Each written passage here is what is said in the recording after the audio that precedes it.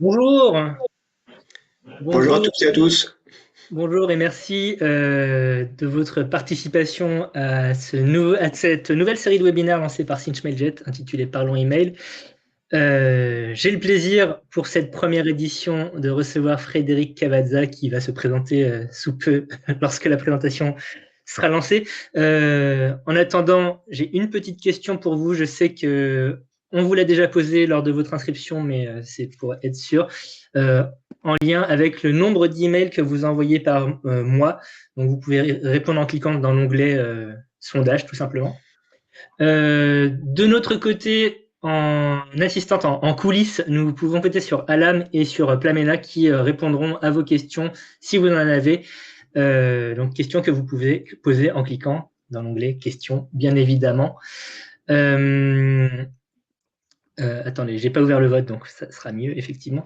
Donc oui, n'hésitez pas à poser vos questions dans l'onglet questions. Elles seront remontées et on y répondra dans la séquence de questions-réponses à la fin de la présentation, évidemment.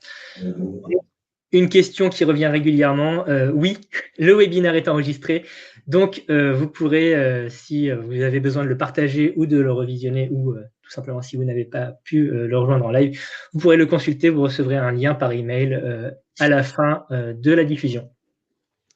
Voilà, donc on a beaucoup d'envois relativement faibles, mais ça ne veut pas dire non qualitatif, moins de 50 000, quelques gros expéditeurs, un ou deux gros expéditeurs intéressants.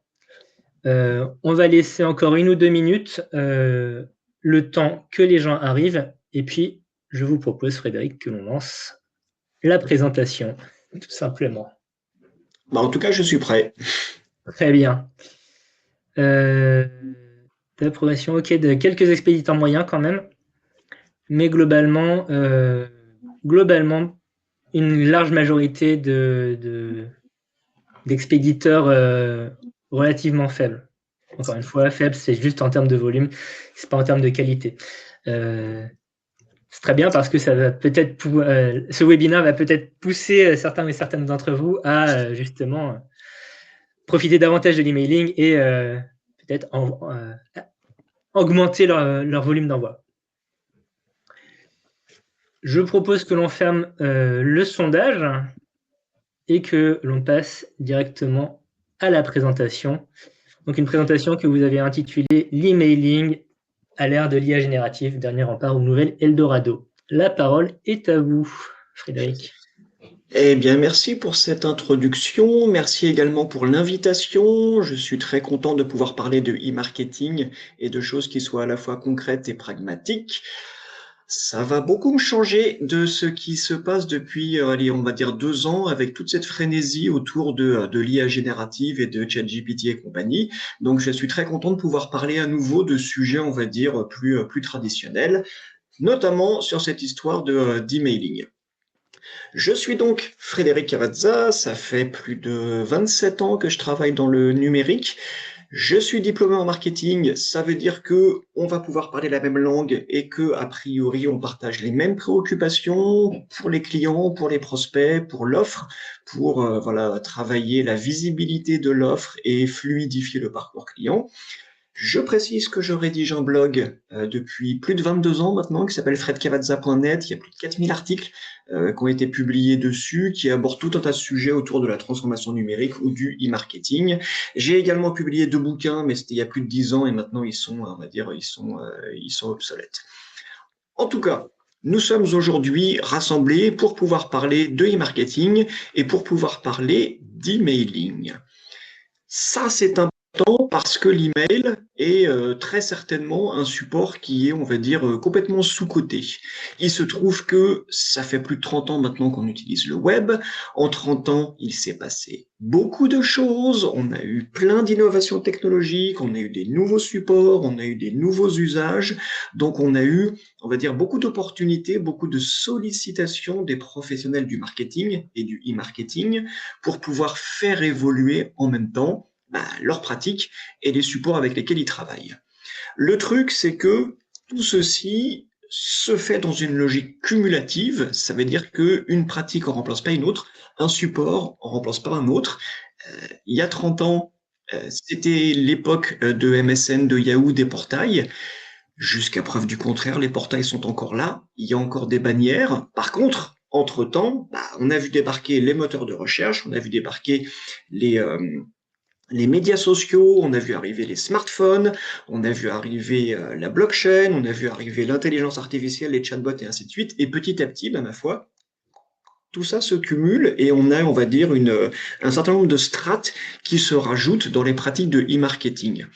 J'aime beaucoup le schéma que vous voyez à l'écran parce que il illustre parfaitement cette complexification, cette densification, en fait, des différents usages, des différents supports numériques et par extension de toutes les pratiques autour du e-marketing. Donc tout ça nous amène à quelque chose d'assez compliqué aujourd'hui. Puisqu'on parle de complications et puisqu'on parle d'offres pléthoriques de ce que l'on peut faire en ligne, je pense qu'il est intéressant de rappeler qu'aujourd'hui, on est carrément dans une logique ou dans un phénomène de saturation. Le graphique que vous voyez à l'écran, c'est le nombre de pages web indexées par Google. Donc, on se rend compte que déjà depuis plusieurs années, le nombre de pages indexées stagne. Ça, quelque part, c'est très certainement la preuve qu'il y a une forme d'équilibre naturel qui s'est mis en place et qu'aujourd'hui, on est grosso modo à 40 milliards de pages web indexées, ni plus ni moins. Donc, on a une espèce d'équilibre.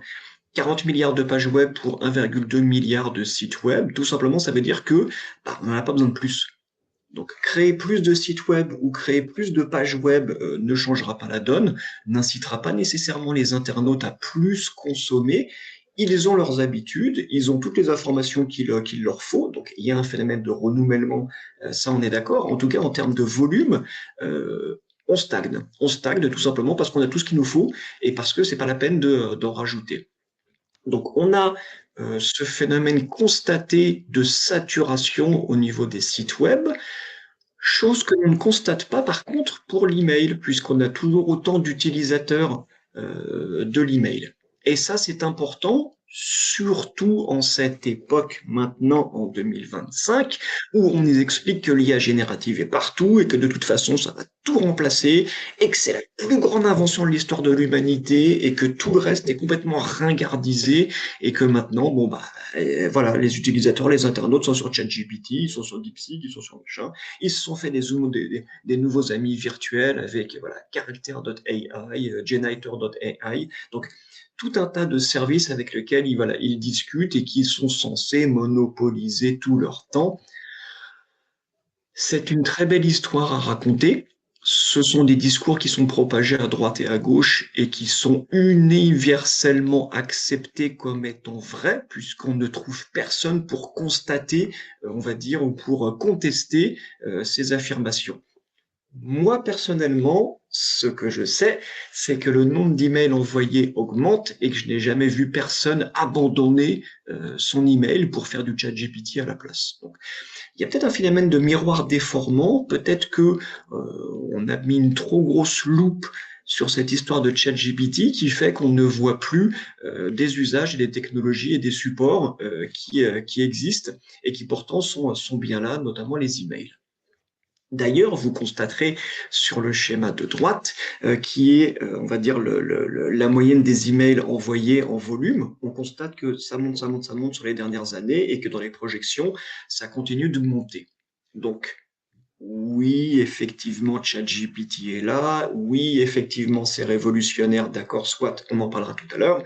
Ce qui est certain, par contre, c'est qu'on est toujours dans cette logique d'accumulation des usages, d'accord, et qu'un usage ne remplace pas un autre, et que le besoin de communiquer continue d'exister, et notamment à travers l'email. Ça, c'était important de le rappeler. C'est important et parce que on est dans une situation compliquée pour tous les marketeurs qui aujourd'hui ont à faire face à un certain nombre de défis quand ils veulent travailler une marque ou une offre sur les supports numériques. Ce que l'on a pu constater déjà, c'est un morcellement des audiences. Pourquoi? Parce que on a des usages qui sont toujours plus diversifiés. C'est ce que vous voyez sur le petit graphique à gauche, voilà, avec une production exponentielle de contenu, que ce soit des messages sur les médias sociaux, des photos, des vidéos, tout ce que vous voulez. on a cette production exponentielle de contenu qui nous pousse à multiplier le nombre d'écrans, puisqu'il n'y a que 24 heures dans une journée. Donc, si on veut consommer tous les contenus qui existent, ma foi, il faut superposer les écrans. Donc ça, c'est important de le rappeler également, que le phénomène de second screen, ma foi, c'était il y a 15 ans, avec l'apparition du smartphone. Aujourd'hui, on en est plus à du third, voire du fourth screen, donc on est à cumuler 3-4 écrans en même temps. J'imagine que vous avez probablement un ordinateur avec un écran, donc déjà deux avec un écran supplémentaire, plus votre smartphone, plus une tablette qui traîne quelque part. Voilà, on atteint assez facilement les 4 écrans en simultané. J'insiste vraiment sur le fait que c'est important que nous prenions conscience de l'évolution des usages, de la fragmentation de l'audience, également de l'évolution de l'audience, puisque je suis pas en train de vous dire, aujourd'hui, on a tous les âges, puisqu'on a les ados et les seniors. Ça, c'était il y a 10 ans. Aujourd'hui, on a des pré-ados, donc dès 10, 12 ans, on a des jeunes très jeunes qui sont accros à TikTok. On a également des seniors plus, donc on parle de plus de 80 ans. Ça veut dire qu'on est sur une amplitude qui est quand même extrêmement large. Donc tout ça pour dire que c'est important de constater que cette histoire de surproduction de contenu, elle continue de se perpétuer. Donc la production exponentielle de contenu, elle continue à augmenter. On a également la superposition des écrans, donc un phénomène documenté qui continue d'exister et d'être toujours présent. Ça, les marketeurs doivent y faire face. On a également un autre défi de taille qui est celui de la reprise en main par ce que j'appelle les big tech, donc les grandes sociétés technologiques, notamment Apple et Google, qui imposent des restrictions, notamment sur l'utilisation des identifiants publicitaires. Quand je dis qu'ils imposent, c'est qu'en fait, ils imposaient. Donc, je ne suis pas en train de vous expliquer que vous allez voir ce que vous allez voir. En 2030, Google et Apple vont se fâcher et ils vont nous forcer à utiliser leurs produits comme eux ont décidé qu'on devait l'utiliser. Ça, c'était il y a 5 ans déjà. Donc le blocage des identifiants publicitaires sur iPhone, c'était dès iOS 14. Je vous rappelle qu'on en est à iOS 18.5 maintenant. Pareil, le blocage des identifiants publicitaires sur Android, c'était également dans une version précédente. Donc ça, c'est quelque chose qui est déjà acté. Le blocage des identifiants publicitaires qui complique la tâche des annonceurs puisque c'est plus compliqué de profiler, de cibler, de mesurer. Mais ça fait plusieurs années déjà que ça a commencé. Donc c'est pas un phénomène nouveau. Ça on va dire, prolonge et même ça s'intensifie. Donc ça, c'est un second gros problème auquel les marketeurs doivent faire face. En plus du fractionnement des audiences, on a toujours cette difficulté à accéder aux identifiants publicitaires. Et on a enfin un troisième gros phénomène qui est celui, quelque part, de la fragilisation des alternatives. Donc, pour les annonceurs qui se disent « je fais plus de bannières, je fais plus d'emailing et ainsi de suite, parce que sur les médias sociaux, je trouve tout ce que je veux, je peux renouveler mon audience », écoutez, pas nécessairement. Je vous rappelle que sur les médias sociaux, il y a quand même beaucoup de pollution, il y a beaucoup de contenu haineux, il y a beaucoup de fake news. Tout ceci poussant le régulateur éventuellement à interdire les médias sociaux pour les moins de 15 ans. Vraiment? Oui, vraiment. Regardez ce qu'a annoncé notre président Macron la semaine dernière. Il veut interdire l'utilisation des réseaux sociaux pour les moins de 15 ans. C'est en train d'arriver, pas en Corée du Nord, en France. C'est vraiment en train d'arriver. Donc les médias sociaux sont des supports qui vont être de plus en plus compliqués à travailler. Vous pourriez me dire, mais pas de problème, je m'en fiche moi-même. Attends, je fais que du push, notamment du push SMS ou du push notification. Laissez-moi vous rappeler que le SMS, son utilisation dans un cadre publicitaire, elle est régulée et depuis très très longtemps. On a notamment cette histoire d'obligation du stop pour pouvoir bloquer les SMS. Quant aux notifications push, là j'en parle même pas. Parce que peut-être il y a 10 ans, vous pouviez, on va dire, saturer ou communiquer de façon libre avec les notifications push, mais ça c'était il y a 10 ans. Ça fait très longtemps que les notifications, elles sont bloquées et elles sont gérées au niveau du système d'exploitation. Donc Apple et Google ont très bien compris qu'il y avait eu des abus avec ça et qu'il n'y a il y a plus de notifications push. Donc, si on cumule tout ça, je vous rappelle que nous sommes en 2025 et que les e-marketeurs font face à des défis qui sont de plus en plus complexes, notamment en termes de fragmentation de l'audience, notamment en termes d'accès aux identifiants publicitaires et notamment en termes d'alternatives, puisque les supports numériques sur lesquels ils sont censés travailler sont de plus en plus contraignants, que ce soit les médias sociaux ou la notification. Voilà pourquoi l'email, 30 ans après, il est toujours là et il n'a jamais été aussi intéressant. Donc ça peut paraître complètement anachronique parce qu'aujourd'hui tout le monde ne jure que par ChatGPT, mais pourtant l'email, il est toujours là et il n'a jamais été aussi intéressant. D'une part parce que c'est un canal universel, tous les internautes ont un email, un internaute égale un email. Donc voilà pourquoi aujourd'hui, le nombre de possesseurs d'email, de propriétaires d'email, il augmente, puisque le nombre d'internautes augmente, et le nombre de propriétaires d'utilisateurs de l'email, il augmente. Le volume des emails augmente également, et le nombre d'utilisateurs actifs, il a toujours été en croissance. Ça, c'est important de le rappeler, parce qu'aujourd'hui, on peut par exemple se gargariser de dire « Mais non, mais les jeunes, ils sont sur les médias sociaux, regardez TikTok, incroyable, 1,2 milliard d'utilisateurs de TikTok, c'est énorme. Oui, mais c'est aussi à relativiser. Gmail, le service de Google, ils ont 2 milliards d'utilisateurs. Donc, ils n'en font pas tout un pataquès comme TikTok, ils sont plutôt en embuscade.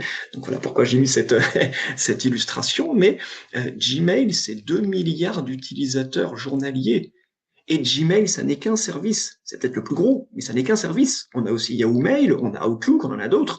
Donc, c'est dire si l'email, il est toujours là, simplement, on n'en fait pas tout un pataquès. Gmail n'est pas présent au Festival de la publicité à Cannes à organiser des soirées branchées comme TikTok peut faire. C'est sûr, hein, c'est pas la même aura. En tout cas, l'email est toujours présent. Ce qui est surtout intéressant, c'est de constater que l'email, c'est une technologie qui est somme toute assez simple, du moins les technologies d'email derrière les emails sont assez simples, que c'est somme toute très facile à exploiter, donc c'est un support qui est malléable et surtout qui est parfaitement maîtrisé. Donc n'importe quelle solution aujourd'hui d'emailing vous permet de créer en toute simplicité des emails qui soient personnalisables, que vous pouvez personnaliser parce que on parle de TikTok et des micro-vidéos qui sont simples à faire sur l'éditeur, machin, peut-être pour un jeune, peut-être pour un préado, mais pour un adulte, c'est compliqué. C'est compliqué à créer, c'est compliqué à faire évoluer, c'est compliqué après coup de le modifier. D'ailleurs, il me semble que c'est quasiment impossible. Donc voilà pourquoi l'email, il est particulièrement intéressant. C'est parce qu'il est maîtrisé de bout en bout, parce qu'on a des outils d'édition qui sont parfaitement maîtrisés, qui sont simples à utiliser. N'importe qui peut créer une campagne d'emailing en quelques clics, n'importe qui peut arriver à personnaliser cette campagne d'emailing selon sa charte graphique, selon ses envies. Ça, c'est pour la partie création. Pour la partie exécution, ma foi, c'est la même chose. On a aujourd'hui des outils d'automation qui sont parfaitement bien maîtrisés, où on va définir des scénarios pour pouvoir shooter les emails au bon moment pour pouvoir, on va dire, facilement créer des scénarios de relance, on va dire, de conquête et de fidélisation. Donc, tout ça, ça existe parfaitement, c'est bien maîtrisé. On a également, on va dire, des pratiques d'emailing qui sont bien implantées dans les entreprises. Donc aujourd'hui, c'est la mode des Ops. Donc on a des DevOps, des SecOps, des IAOps. On a également des marketing ops, donc des gens qui sont opérationnellement, on va dire présents et qui peuvent exécuter eux-mêmes en toute, on va dire, en toute autonomie ce qu'ils ont à faire. Et ça, c'est exactement le cas avec l'email, puisque encore une fois, il existe des solutions qui sont simples, qui sont parfaitement maîtrisées, qui permettent d'internaliser les opérations de emailing. N'importe qui peut le faire. il n'est pas donné à tout le monde de créer un site web ou de créer une appli mobile, malgré les solutions de no-code qui existent et qui sont assez compliquées à prendre en main, mais bon, c'est compliqué on va dire, de faire le pas psychologiquement. Par contre, créer une newsletter ou autre, ça, n'importe qui peut le faire et n'importe qui le fait. Donc, on a cette internalisation des campagnes d'emailing qui est tout à fait possible et souhaitable. C'est pour ça que je parle de marketing ops, donc la possibilité donnée aux équipes marketing d'internaliser les opérations d'emailing. Donc voilà pourquoi l'email, très clairement, est un support sous-coté pour les marketeurs, pour les marques, pour les distributeurs, parce que, à la fois, il est universel, il est simple à utiliser, ça permet d'internaliser les opérations pour avoir une meilleure, on va dire, autonomie. Vous pourriez me dire, bah oui, mais ça c'était avant ChatGPT, c'était avant l'IA générative. Alors, on est d'accord, l'IA générative, elle change beaucoup de choses, mais elle améliore surtout les possibilités offertes par l'email. Laissez-moi vous rappeler que les modèles génératifs sont avant tout extrêmement performants pour tout ce qui est contenu textuel. Et ça tombe bien puisque les emails sont un support textuel. Donc on arrive aujourd'hui, grâce à l'IA générative, à faire encore plus, à faire encore mieux. On arrivait par le passé à personnaliser les emails. Aujourd'hui, on arrive à les individualiser. Ça veut dire qu'on va pas personnaliser une campagne en fonction de cohortes ou de segments ou du micro-segment. Ça veut dire que on va personnaliser les emails pour chaque individu. C'est ça, individualiser. C'est chaque individu cibler un email qui lui correspond. Est-ce que ça c'est possible? Mais oui, ça l'est avec l'IA générative. On arrive également à individualiser les réponses. Donc, je ne parle pas de personnaliser des réponses en fonction de à quel segment vous appartenez. Non, on va personnaliser les réponses en fonction des individus, de leur profil, de leur contexte. Ça, on sait le faire grâce à l'IA générative. On peut le faire à la main, mais c'est extrêmement compliqué, c'est extrêmement coûteux. Par contre, on peut l'industrialiser grâce au modèle génératif. Et ça, c'est nouveau, cette histoire de personnalisation, voire d'individualisation à l'échelle. Donc, vous pouvez tout à fait individualiser 50, 100 000 emails dans le mois. Oui, c'est possible. Les modèles génératifs vous permettent de faire ça. On a également tout un tas d'autres possibilités qui sont rendues, on va dire, possibles grâce au modèle génératif. D'ailleurs, c'est ce que vous voyez à l'écran. On a la possibilité d'améliorer le profilage et la segmentation avec une meilleure compréhension donc, des échanges. On a la possibilité de faire des créations ou des adaptations textuelles ou visuelles, puisqu'aujourd'hui, on a des modèles de création d'images qui sont beaucoup plus performants. On a bien évidemment la possibilité de rédiger ou d'enrichir des messages à l'échelle. Donc, je ne doute en aucune façon que vous puissiez le faire vous-même avec ChatGPT. Maintenant, la question, c'est est-ce que vous pouvez le faire pour 100 000, 500 000 emails par mois? Oui, les modèles génératifs vous permettent de le faire. On a également la possibilité d'analyser les échanges, les retours et d'enrichir une base CRM, donc d'incrémenter les profils des personnes qui sont basées en fonction des échanges que vous pouvez voir avec les emails. On a la possibilité de personnaliser donc les emails en fonction des profils, mais également en fonction d'autres facteurs. Notamment, on peut réécrire les contenus qui sont dans les emails pour avoir notamment une meilleure inclusivité. Là, je fais référence par exemple à l'écriture Falk, facile à lire et à comprendre. Ça, c'est plutôt intéressant à nouveau de s'intéresser à l'inclusion et à l'accessibilité.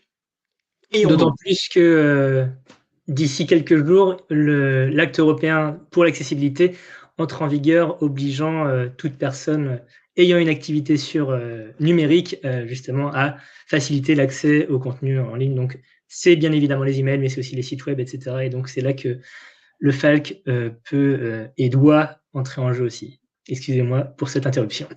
Tout à fait. Non, mais c'était toujours, effectivement, c'est toujours important de le rappeler. Et bien évidemment, on a toutes ces possibilités qui sont offertes par les IA génératives. et qui viennent se cumuler à tout ce que nous offraient déjà les IA statistiques. Donc les IA génératives, probabilistes, ne vont pas remplacer les IA statistiques, ça vient se cumuler tout ça. Donc on a des modèles génératifs avec notamment des agents intelligents qui vont pouvoir solliciter des IA statistiques pour pouvoir cumuler les bénéfices des uns et des autres. Puisqu'on parle de statistiques, il faut qu'on parle également de performance. Vous n'êtes pas censé ignorer que nous sommes en ce moment dans une situation compliquée. On a beaucoup de tensions, tensions économiques, tensions sociales. On a des consommateurs qui sont perturbés, qui sont pas forcément à l'aise dans leur tête pour pouvoir, on va dire, acheter des choses, se faire plaisir. On a également cette histoire de fragmentation des audiences, de blocage des identifiants publicitaires. Donc, c'est pas simple. C'est pas simple. Voilà pourquoi il est important aujourd'hui d'essayer de, et ça c'est mon cheval de bataille, de rationaliser son écosystème numérique. Qu'est-ce que ça veut dire ça? Ça veut dire dans un premier temps de prendre conscience de la complexité de l'écosystème numérique qui a été mis en place par n'importe quelle marque. Aujourd'hui, vous prenez une marque ou un distributeur quelconque, il a un site web avec des landing pages, il a une boutique en ligne, il a une appli mobile, il est présent sur les médias sociaux, il a des mini-sites, il fait bien évidemment du référencement, il fait de la publicité, il fait de l'affiliation, il fait de l'analyse d'audience, il utilise des notifications, il essaye d'être présent sur les chatbots, il fait du community management, il fait du blablabla. Voilà. Petit à petit, on complète le schéma qu'on a sous les yeux et on se rend compte que sur les 20 dernières années, avec l'accumulation des supports et des audiences, on a des marques qui également ont cumulé les supports qu'elles exploitent et les pratiques qui sont liées à chacun de ces supports, et on finit par avoir quelque chose d'extrêmement dense et de complexe. C'est ce que vous avez sous les yeux. Ça, c'est la réalité de n'importe quelle marque qui, si elle prenait le temps de faire un petit mouvement de recul, se dirait mais dans quelle situation est-ce que je me suis mis? Moi, je dois prendre en charge tout ça, mais ça monopolise toute mon énergie, ça monopolise tout mon budget. Oui, effectivement, je vous le confirme. Donc c'est ça aujourd'hui la grande difficulté. C'est quand on dit mais il faut performer parce qu'il faut être plus efficace. Et oui, peut-être, mais c'est pas simple. Vu le nombre de supports à prendre en charge, vu le nombre de pratiques qui sont associées à chacun de ces supports, gagner en performance, malheureusement, ça se fait à la marge de chacun de ces supports. D'autant plus que on a aujourd'hui, comme je l'ai expliqué tout à l'heure, une grande diversité des terminaux. Bien évidemment, on a des techniques de responsive design qui permettent d'adapter les sites web, les landing pages ou même les newsletters, les emails à l'écran sur lequel elles sont configurés. Mais bon, ça complique la tâche. On a également tout un tas de supports publicitaires qui sont, on va dire, qui doivent être adaptés. On a également différentes plateformes sociales qui fonctionnent différemment, qui ont des formats différents. Donc, tout ça fait que ça complique la tâche des marques et des distributeurs qui cherchent désespérément à améliorer la performance de leurs activités en ligne, la performance de leur campagne de e-marketing, mais cette amélioration ne peut se faire qu'à la marche parce que on a tout un tas de supports à traiter et de complications. Sauf si on décide d'inverser la diversification, si on constate qu'effectivement on a dispersé ses ressources, donc ses moyens, ses budgets sur un trop grand nombre de supports, et que peut-être qu'il est temps aujourd'hui de faire des choix et de se dire je vais arrêter de m'éparpiller et puis je vais essayer de mesurer l'efficacité de chaque support, de mesurer le coût d'exploitation de chaque support, de mesurer le niveau de maîtrise de chaque activité et de pouvoir me recentrer sur celles qui sont les plus intéressantes. En menant à bien cette démarche, on va se rendre compte qu'en fait, encore une fois, n'importe quelle marque, elle s'est dispersée. Donc c'est ce que vous voyez à gauche, par exemple, avec le fameux modèle Paid, Owned, Earned, Shared. Donc il y a beaucoup de budget et d'énergie qui est dépensé en publicité pour aller exporter sa présence ailleurs. Il y a également beaucoup de budget qui est dépensé sur les médias sociaux pour tenter désespérément d'exister sur des supports qui sont complètement saturés.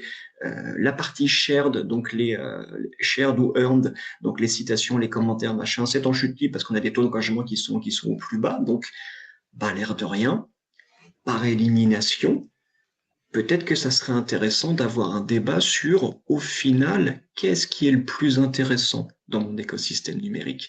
Est-ce que c'est une présence sur TikTok ou sur je sais pas quel support que de toute façon je ne maîtrise pas et qui m'impose de travailler avec une agence qui me coûte cher? Ou alors est-ce que je pourrais pas réfléchir à quels sont les supports numériques qui sont simples à exploiter, qui ne me coûtent pas trop cher et que je maîtrise parce que je peux l'internaliser, eh ben, ma foi, si vous procédez par élimination, il reste plus que l'email.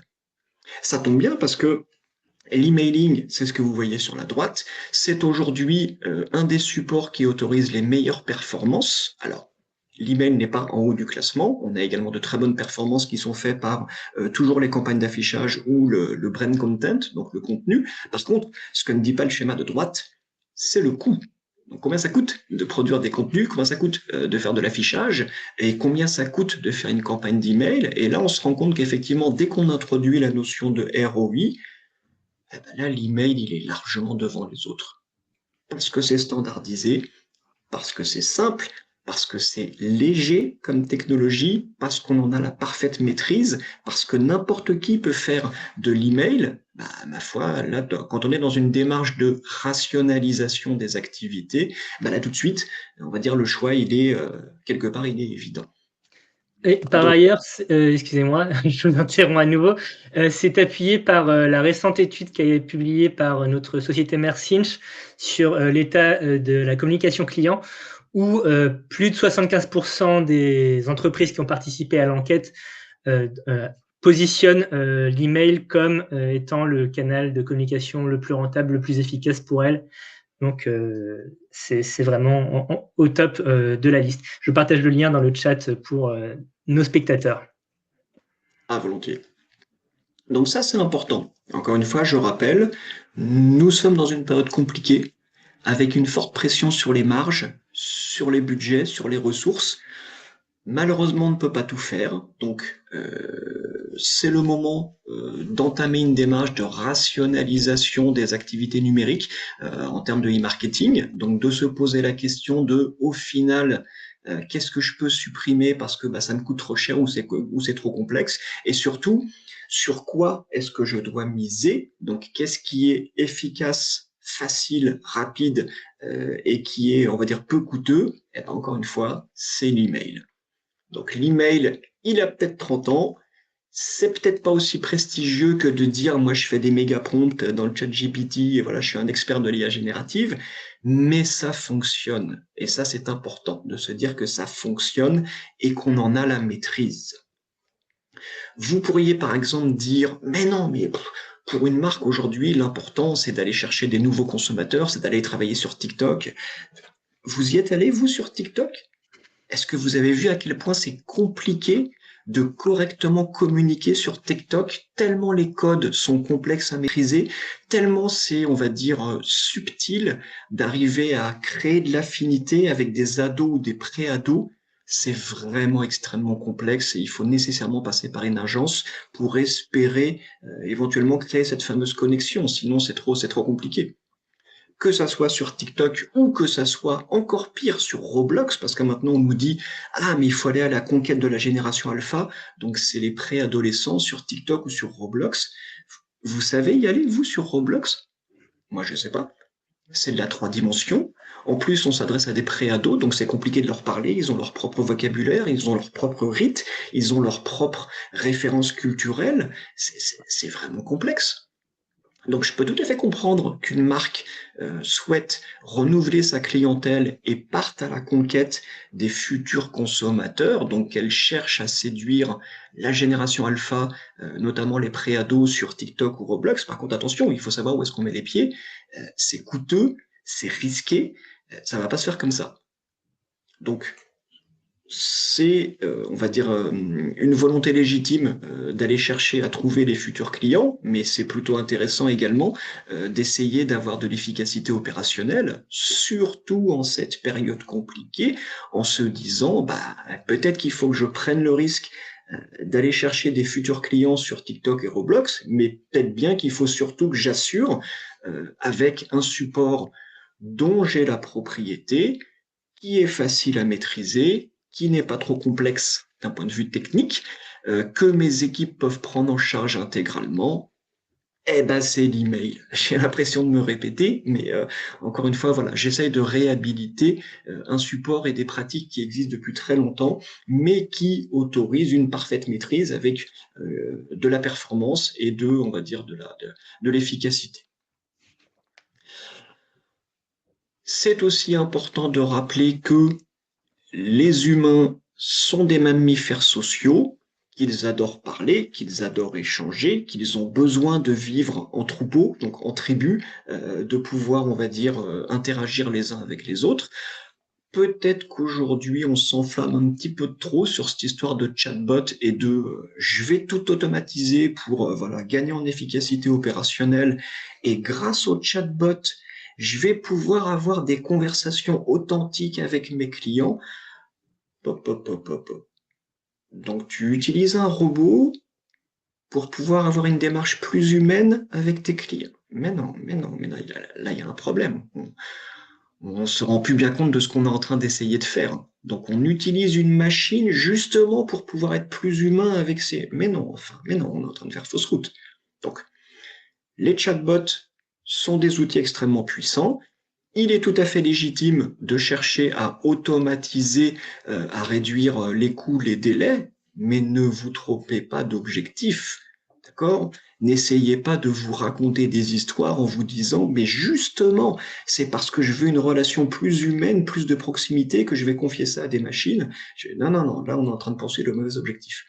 Si ce que vous voulez, c'est avoir un rapport humain, c'est vous rapprocher de vos clients, bah, il faut le faire pour de vraiment vrai. Et ça se fait à travers l'email, qui justement est un canal sur lequel il n'y a pas de filtre. Avec un email, vous avez une connexion directe avec vos clients, même si c'est effectivement une technologie qui n'est pas aussi voilà, hype que ChatGPT, qui fait pas autant rêver, jusqu'à preuve du contraire. Ça fonctionne parfaitement, c'est tout à fait maîtrisé, c'est parfaitement intégré au système d'information, ce qui n'est pas encore le cas des IA génératives et des chatbots. Ceci nous amène à parler de l'avenir et de concrètement où est-ce qu'on va avec cette histoire de IA générative. Et s'il vous plaît, n'opposons pas, on va dire, des supports historiques avec des nouveaux supports. Il n'est pas question d'opposer chatbot et email, hein, il est simplement question de se dire où est-ce qu'on va et comment est-ce qu'on va travailler à l'avenir. Est-ce qu'on va vers une automatisation complète? Alors, complète, non. Je peux vous le dire tout de suite, hein, parce que c'est beaucoup trop compliqué et parce qu'il y a vraiment une limite à ce que les machines peuvent faire pour nous, quelle que soit la sophistication du modèle que vous utilisez. Même le futur GPT-5 qui va sortir cet été, il pourra pas tout automatiser.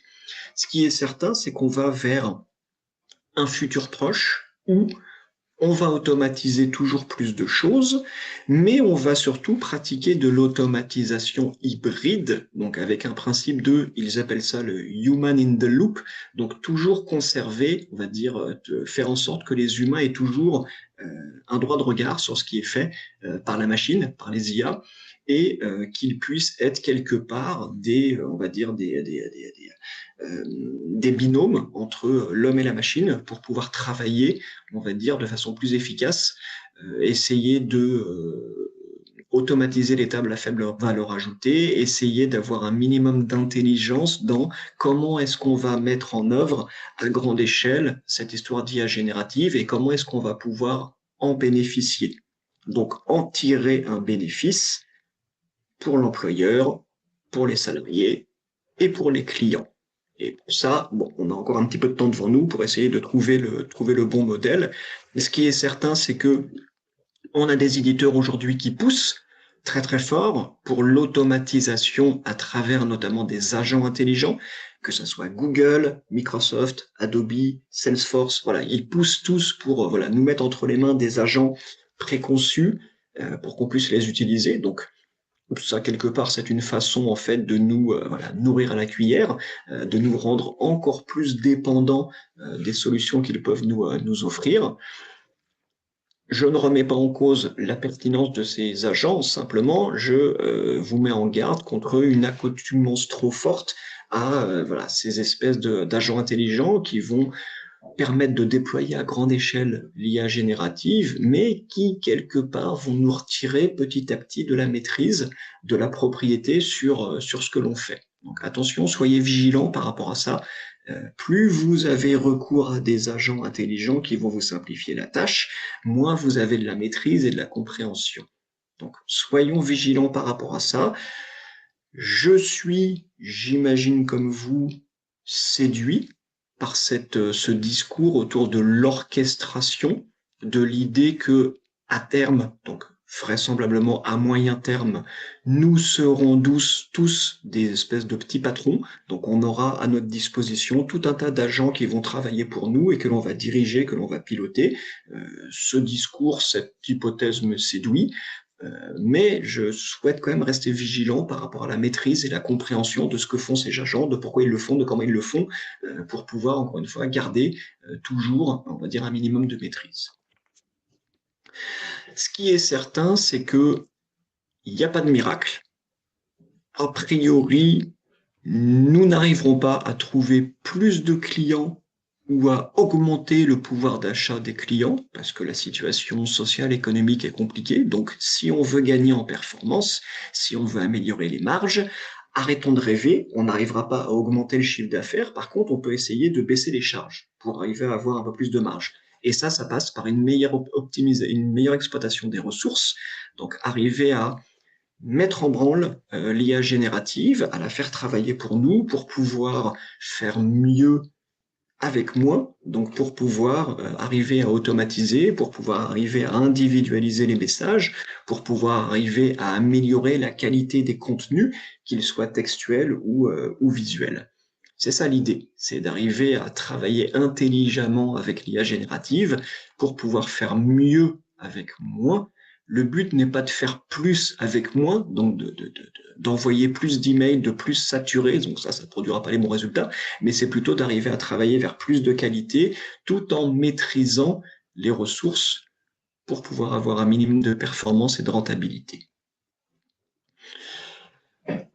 Il est important de rappeler que l'email est toujours là, donc ça on l'a expliqué, hein, ça fait une demi-heure que j'essaie de vous expliquer qu'il n'a jamais été aussi intéressant, mais que derrière l'email, c'est la logique conversationnelle qui est importante. D'accord?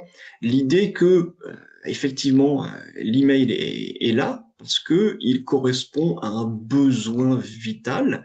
Donc, je le répète, les humains sont des mammifères sociaux, ils ont besoin d'être en groupe, en troupeau, ils ont besoin de communiquer, et ça, ils le font à travers les messages qui sont les outils qui sont les plus simples, que ce soit les messages, les messageries ou l'email.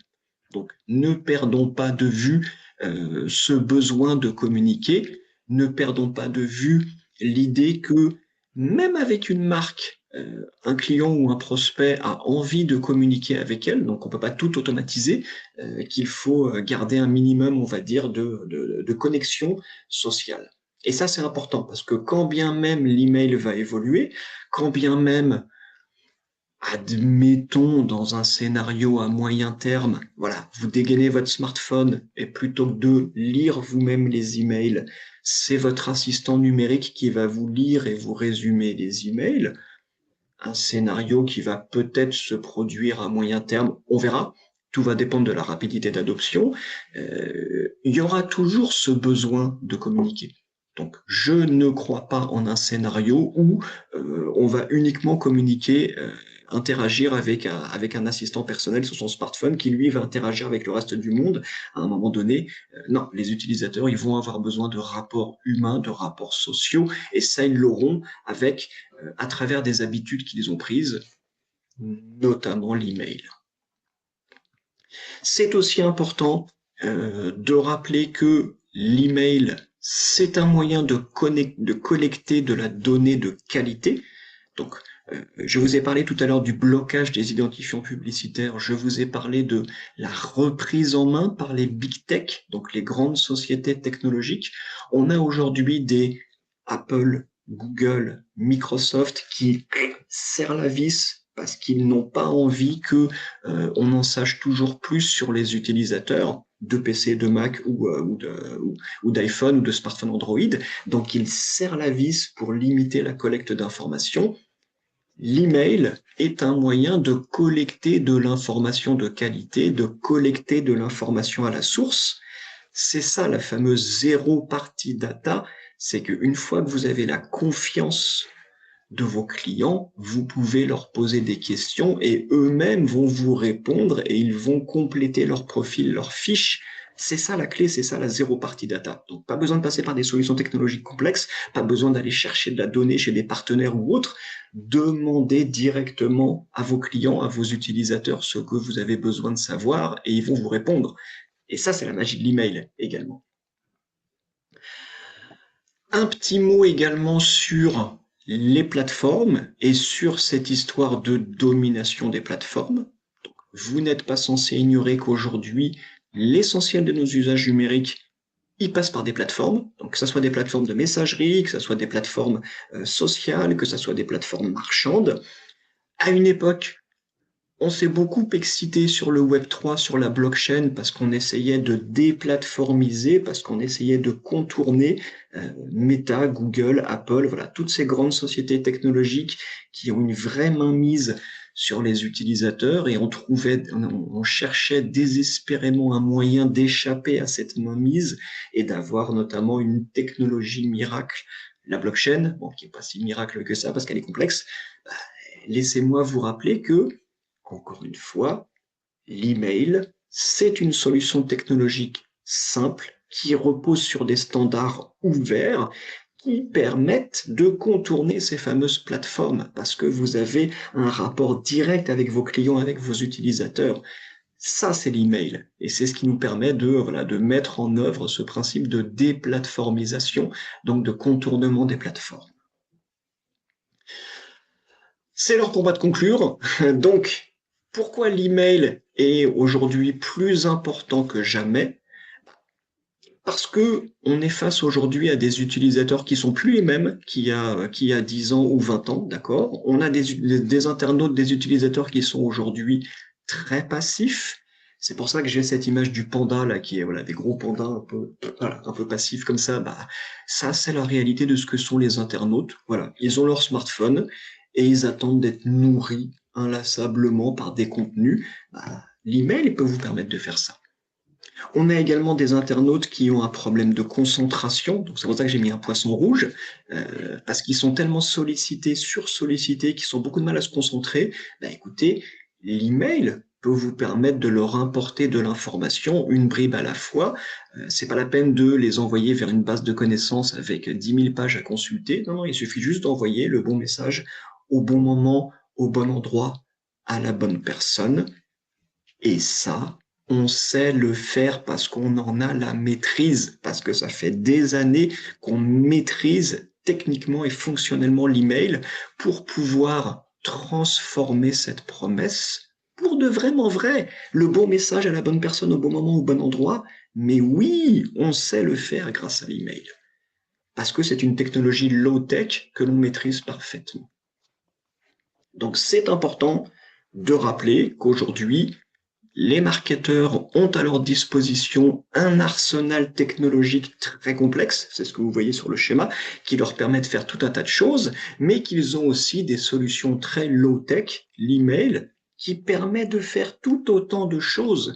Avec un email, vous pouvez faire de la conquête, vous pouvez faire de la relance, vous pouvez faire du closing, vous pouvez faire de la fidélisation, vous pouvez faire quasiment tout ce que les marketeurs ont besoin de faire sans avoir besoin de passer par des solutions qui soient technologiquement trop complexes. Et Dieu seul sait si aujourd'hui, dans les martech, les marketing technologies, on en a des solutions complexes. Là-dessus, il n'y a pas de problème. Avec en prime, la fameuse intelligence artificielle Qu'est-ce qu'on va en faire? Écoutez, on a différents scénarios possibles. On peut utiliser l'intelligence artificielle pour le cerveau gauche, donc la partie plutôt logique, analytique. Pour ça, on a les modèles statistiques. On peut également l'utiliser pour la partie droite, la partie plus créative. Pour ça, on a les modèles génératifs. Donc, le tout étant de trouver le bon compromis, le bon scénario pour pouvoir automatiser ce qui peut l'être dans de bonnes conditions, pour pouvoir conserver toujours un minimum de maîtrise, un minimum de proximité, un minimum de véracité, d'authenticité, le tout grâce à l'email, qui, je vous le rappelle, est un canal à privilégier, même si ça fait 30 ans que ça existe, même si ça peut paraître ringard par rapport à ChatGPT, ça fonctionne. Pour les marketeurs qui sont réalistes et qui veulent rester pragmatiques dans leurs actions au quotidien, dans leurs activités numériques, l'email, ma foi, moi j'y crois toujours, j'y ai toujours cru, et plus que jamais, c'est vraiment un support qui est vraiment intéressant. Voilà, je vous remercie pour votre attention, j'espère que ça vous a plu, j'espère que je vous ai convaincu. Si vous avez des questions, je suis prêt à y Merci pour cette présentation très enrichissante, Frédéric. On n'a pas de questions dans le chat. Le chat est timide ou alors la présentation était tellement limpide, c'est probablement ça plutôt, hein, que toutes les questions ont été évacuées. J'ai une question un peu personnelle et un petit peu annexe de mon côté. En tant qu'influenceur marketing, quelle est votre utilisation, vous, de l'emailing? Comment est-ce que vous l'utilisez? Oh, alors c'est très paradoxal. J'ai fait le choix il y a très très longtemps de miser sur mon blog, puisque ça fait plus de 20 ans que je le rédige maintenant, j'ai publié plus de 4000 articles. À une époque, j'ai réfléchi à une façon de transformer ça en une newsletter, mais euh, j'étais contraint par le format newsletter, parce que j'ai beaucoup de choses à raconter, j'ai besoin d'argumenter, donc ça fait des articles qui sont longs, qui sont très longs. Aujourd'hui, j'essaie de voir dans quelle mesure l'IA générative peut m'aider éventuellement à réduire la taille des articles et à en faire peut-être des emails ou une newsletter. Je cherche. J'ai pas encore trouvé quelque chose qui me satisfasse pleinement parce qu'encore une fois, voilà, on peut, grâce à l'IA générative, on peut faire des choses, mais la question c'est pas de faire, c'est de le faire bien. Et voilà, je cherche encore. Très bien. Inès demande s'il y aura un replay. Oui, il y aura un replay. Vous recevrez un lien vers la rediffusion après diffusion, justement. Et on a Ravana qui vous taquine en vous demandant si vous êtes toujours sur Second Life. Alors, je me suis renseigné récemment sur Second Life et figurez-vous que c'est un univers virtuel qui existe toujours. Donc, on a toujours des passionnés, des habitués. Pourquoi pas, puisque La portée marketing doit être un peu limitée quand même aujourd'hui. attention. L'important, c'est pas Second Life. Tout comme l'important, c'est pas nécessairement l'email en lui-même, mais c'est la logique conversationnelle.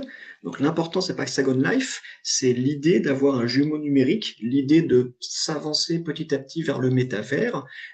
Ne vous moquez pas de Second Life, allez voir ce qui se passe sur Roblox et vous verrez que cette idée de métavers, elle n'est pas si folle que ça. En tout cas, qu'on a des pré-ados et des ados qui y croient très fort. Julien demande 2-3 outils incontournables pour faire de l'emailing. Bon, je vais prêcher pour ma paroisse, évidemment, MailJet, qui est relativement intuitif. Si vous avez des besoins plus techniques, je peux vous recommander également Mailgun. Voilà, c'est deux références principales autour de l'emailing. Après, toutes les solutions se valent. Encore une fois, l'email est un support ouvert, donc trouver une solution d'un éditeur européen de préférence, trouver une solution qui est simple, qui vous convienne. C'est pas la peine d'aller chercher la solution la plus complexe aux États-Unis. Voilà, achetez européen. Et par ailleurs, ça vous garantira un respect du RGPD qui est particulièrement important pour tout le volet justement juridique, légal. Si vous n'avez pas d'autres questions, je vous propose que l'on conclue tout simplement, que l'on termine. Merci beaucoup Frédéric, encore une fois, pour cette présentation. Merci au public d'avoir été présent. Donc, pour rappel, encore une fois, la diffusion sera disponible très vite dans vos boîtes mail. Derrière, on va MailJet et Frédéric vont poster des articles de blog récapitulatifs. La vidéo sera disponible sur YouTube. Donc, il y aura une multitude de moyens de récupérer les contenus qui ont été dits aujourd'hui. Merci beaucoup. Bonne journée. Au revoir. Bonne journée.